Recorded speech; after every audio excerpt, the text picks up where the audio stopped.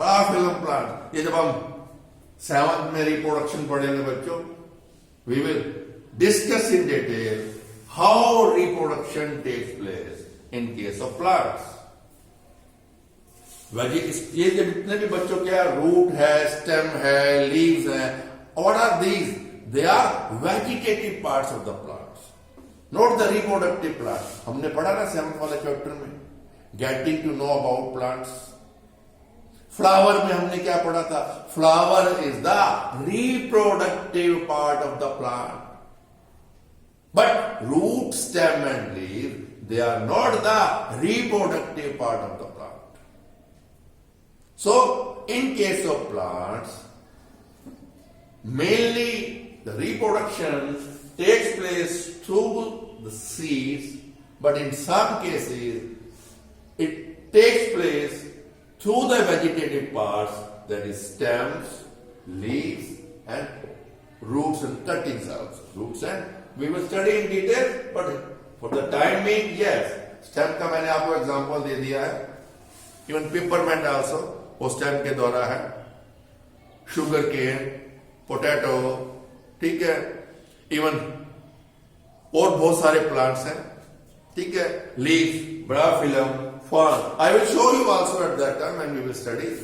ब्राफिलम का क्या होता है बच्चों? ब्राफाइलम, वो पत्ता ऐसा होता है बच्चों,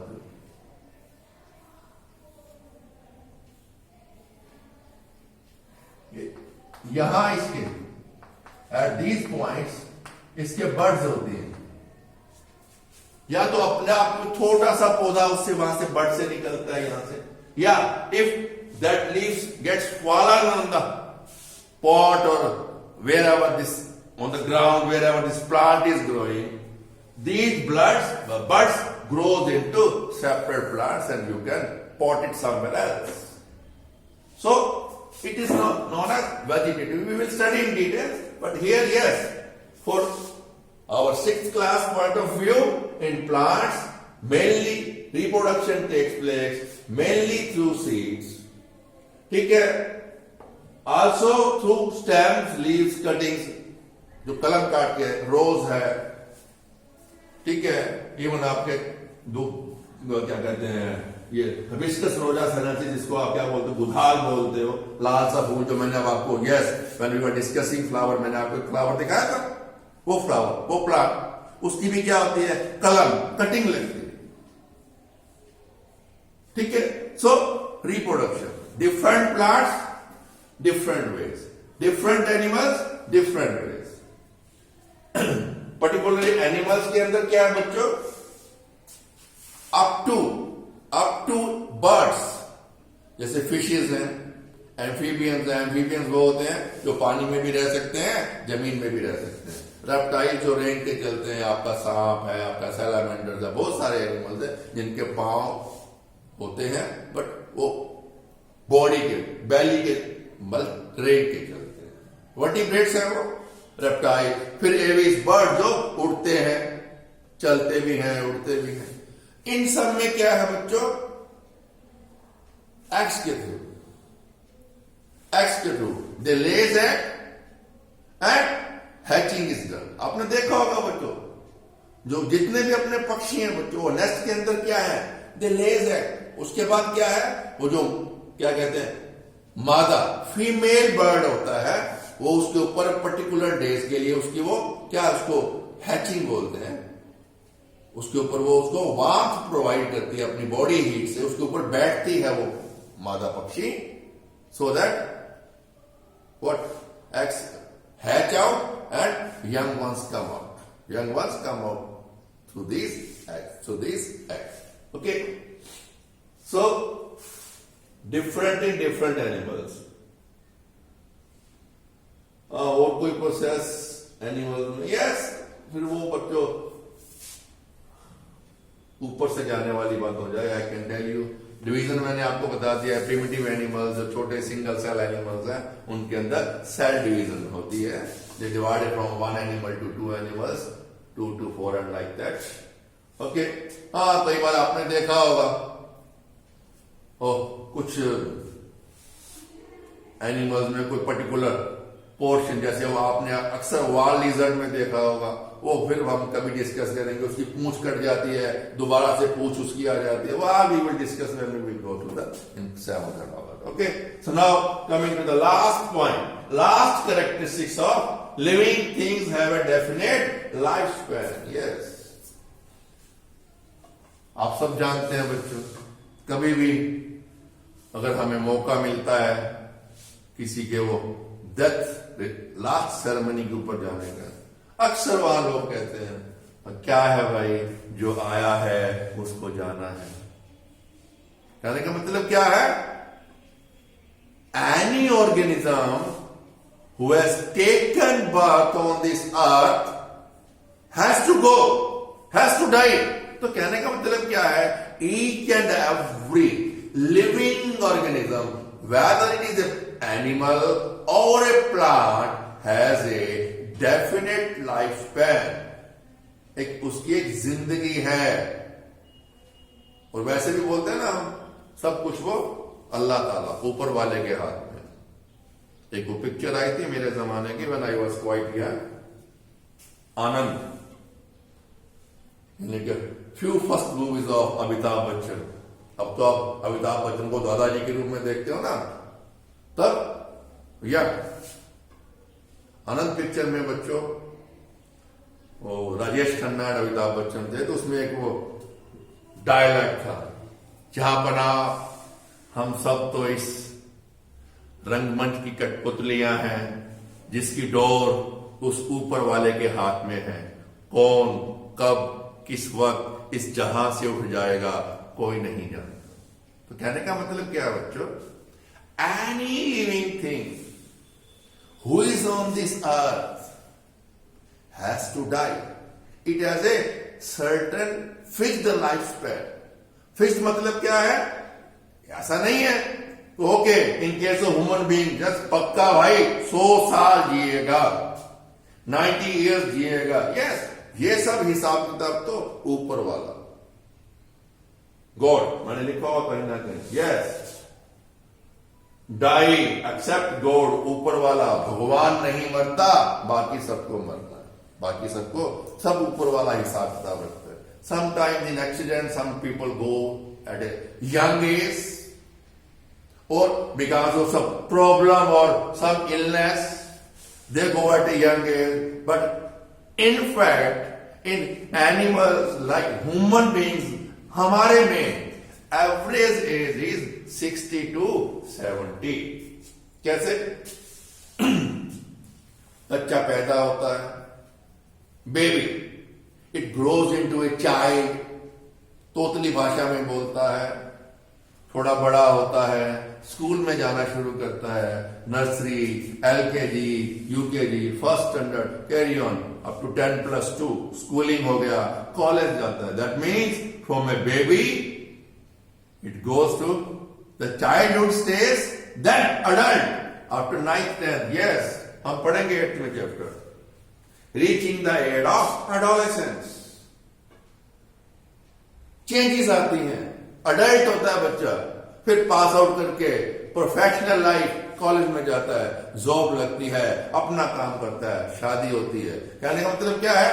baby, child, adult, then young one, जवान, सर्टेन पीरियड उस एज के अंदर. Yes, certain changes do come, लेकिन उसके बाद जो ग्रोथ है, हाइट है, ये चीजें हैं सब, ये जो दाढ़ी वाड़ी मूछे आनी है 20 साल तक आ जाती है, उसके बाद नहीं आएंगी भाई. ठीक है, हाइट जो बढ़नी है 18-20 साल तक बढ़ गई, उसके बाद नहीं. हम पढ़ेंगे 8th के चैप्टर में, teaching the age of adolescence. तो कहने का मतलब क्या है? Baby, child, adult, then state line phase, यानी कुछ सालों तक वैसा ही. ओल्ड एज, थोड़ा थोड़ा क्या, धीरे धीरे वो मशीनरी बंद होनी शुरू होती है. 100 days का 1% डाई. तो क्या मतलब हुआ इसका? Living things have a definite life span, उनका एक निश्चित. इन case of human being 60 to 70 years. Tortoise है 100 ईयर्स एंड अबव तक जिंदा रहता है। आपका डॉग है बच्चों 14 to 18 ईयर्स मैक्सिमम। कोई कोई डॉग है जिसकी बहुत ज्यादा केयर होती है, पेट डॉग है वो चाहे, अदरवाइज जनरली 8, 9, 10 ईयर्स का हो गया डॉग। पेट आपकी बिल्लियां भी जो लोग पालते हैं, जानवर दूसरे पक्षी हैं, पशु पक्षियों को पालते हैं। इवन आप देखते हो बच्चों घर में गाय भैंस भी है। हमारी अपनी लाइफ में हम 3, 4, 5 गाय भैंस कई बार लेकर आते हैं। बचपन से आप देख रहे हो भैंस चेंज हो गई, भैंस मर गई, गाय मर गई, नहीं आ गई, अगर आप घर में दूध के लिए रखते हो तो कहने का मतलब क्या है, उनका लाइफ स्पैन छोटा है। Human being 60 to 70, tortoise 100+ and वो जो मैंने अभी आपको बताया था किसने रेस्पॉन्ड टुवर्ड्स स्टिमुलाई, वो पतंगा सिल्क मॉथ जमीन से निकलता है, रोशनी की तरफ जाता है, मर जाता है। Few hours not more than that. तो कहने का मतलब क्या है, any living organism who has come on this earth has a definite life span. उसको जाना है, उसको मरना है, he has to die. Likewise in plants also same thing is there. Herbs, shrubs, trees हमने पढ़ा था, life span is 1 season, few years, shrubs many years, it may be 100 or more. Banyan tree का मैंने आपको example दिया था।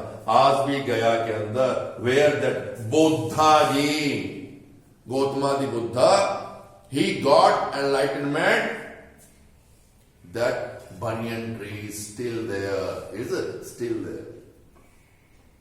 Okay, तो कहने का मतलब क्या, in plants also same thing.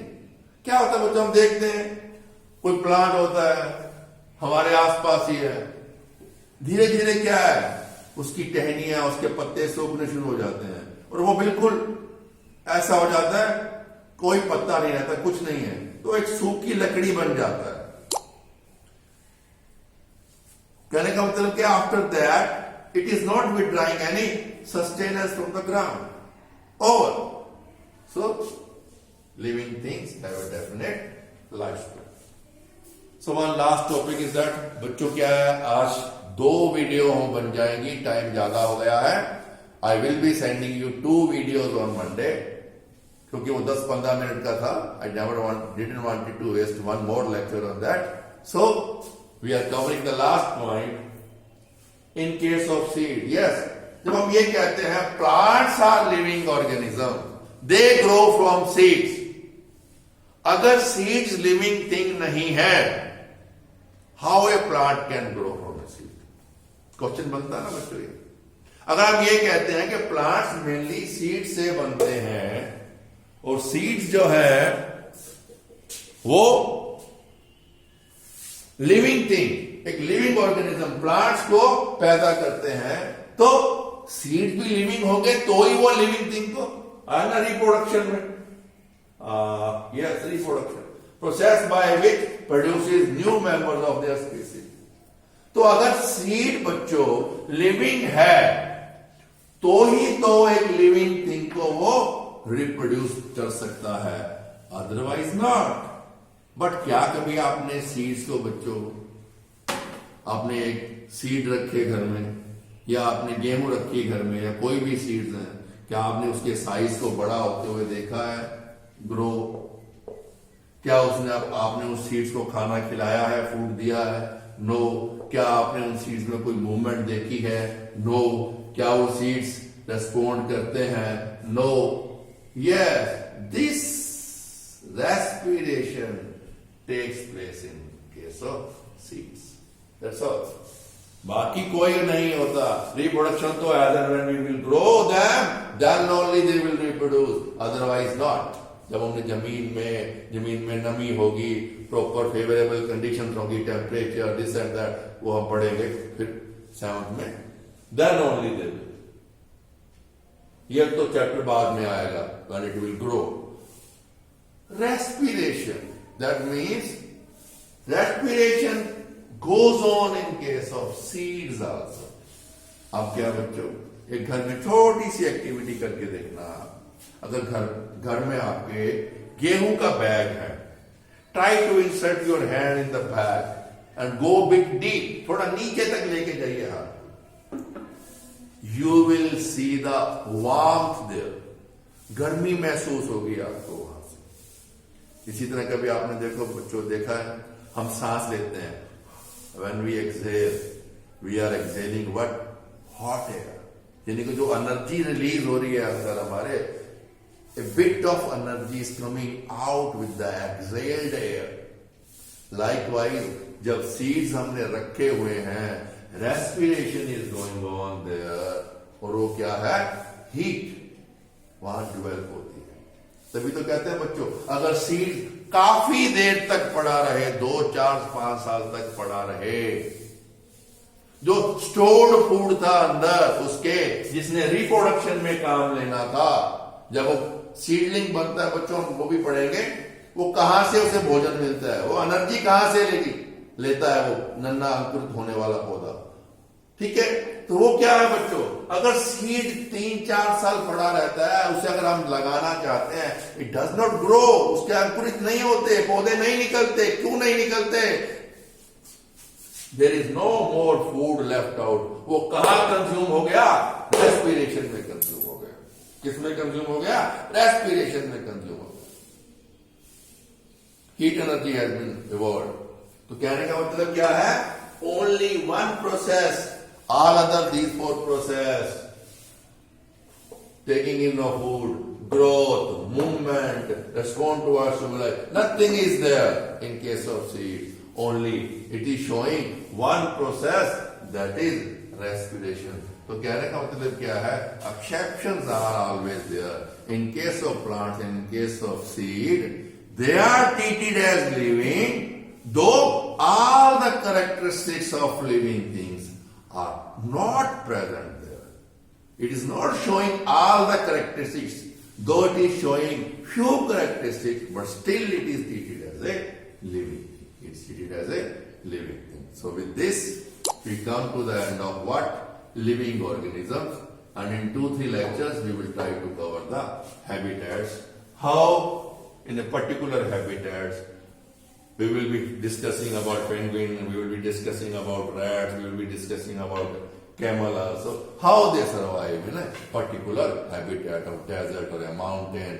और एक हम लेंगे कोल्डर रीजन की, एक हम लेंगे वार्मर रीजन की, और एक दो लेंगे हम क्या है प्लेन एरियाज के अंदर जो हमारे आसपास की सराउंडिंग्स है, क्योंकि we in Haryana we are considered as a living people living in the plain area, So this we will be covering, second part we will be covering in 2-3 lectures. So okay, hope enjoy your study. Once again I am telling you, today's lesson will be in 2 videos. Thank you, enjoy your day.